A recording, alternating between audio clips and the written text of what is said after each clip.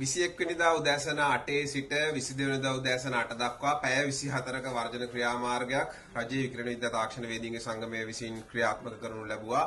මේ වර්ජන ක්‍රියාමාර්ගයට හේතු වුණේ මාලිගාවත්ත වකුගඩු රෝහලේ නියෝජ්‍ය අධ්‍යක්ෂකවරයා ලෙස රාජකාරී ආවරණය කරන පුද්ගලයා විසින් නීති විරෝධී සහ විෂමාචාරී ආකාරයෙන් කටයුතු කරමින් රාජ්‍ය සේවය අපකීර්තියට පත් කිරීම ඒකම රෝගීන් අවදානමට ලක් කිරීම කියන කාරණාව යටතේ සුදුසුකම් නොලත් පුද්ගලයන් ලවා රෝහල තුල රෝගීන්ගේ විකිරණ පරීක්ෂණ සිදු කිරීමට කටයුතු කිරීම.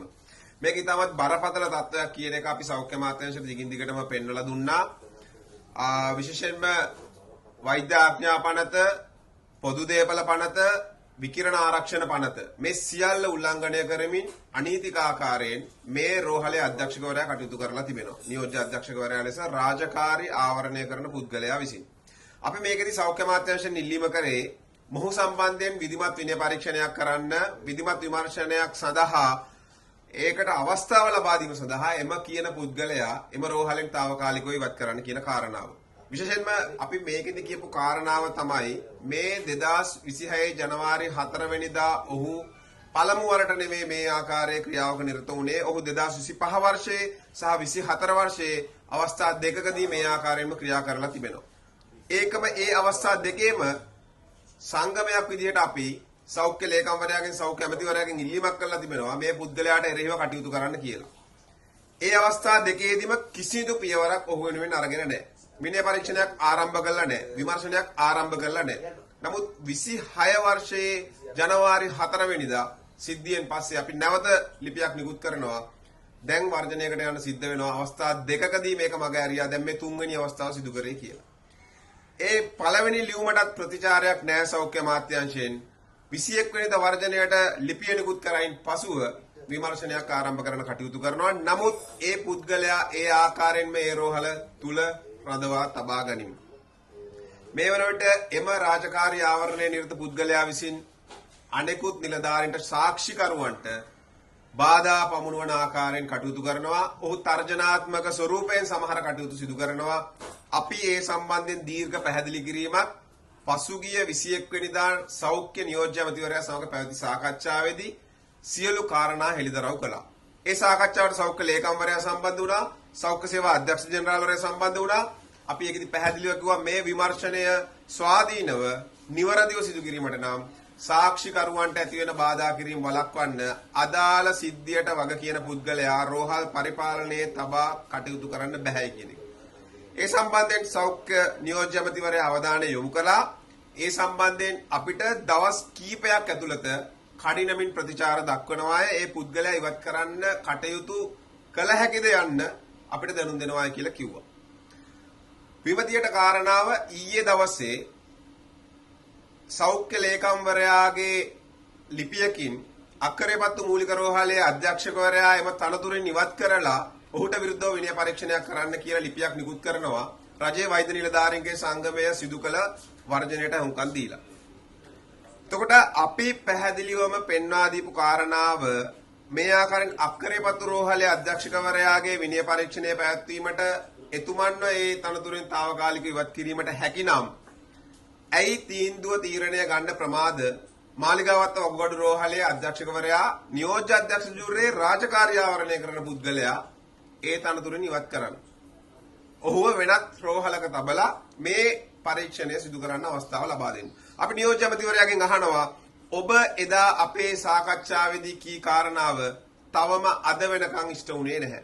අපි එදා කියපු කාරණාව තමයි අපිට ඔබතුමාට දෙන්න පුළුවන් කෙටි කාලයක් පමණයි. අපිට මේ සම්බන්ධයෙන් ප්‍රතිචාර සෞඛ්‍ය අමාත්‍යාංශයෙන් ලැබෙන්නේ නැත්නම් නැවත වර්ජනය ආරම්භ කරන්න වෙනවා කියලා. අපි ඊයේ රාත්‍රියේ රැස් වෙච්ච විධායක කමිටුව නැවතත් තීරණය කළා 28 වෙනිදා සිට අඛණ්ඩ වැඩ වර්ජනයකට යොමු වෙන්න.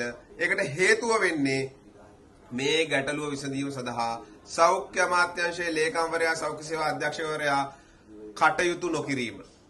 අක්කරේපත්තු රෝහලේ ගැටලුව සම්බන්ධයෙන් එක් විදිහකට ප්‍රතිචාර දක්වන්නත් මාලිගාවත්ත වකුගඩු රෝහලේ අධ්‍යක්ෂකවරයා සම්බන්ධයෙන් තවත් විදිහකට ප්‍රතිචාර දක්වන්නත් හේතුවක් තියෙන්න බෑ. මොකද සෞඛ්‍ය අමාත්‍යාංශය ගැටලු වලට ප්‍රතිචාර දැක්විය යුත්තේ එකම ආකාරයට එකම නීතිමය ස්වභාවයකට.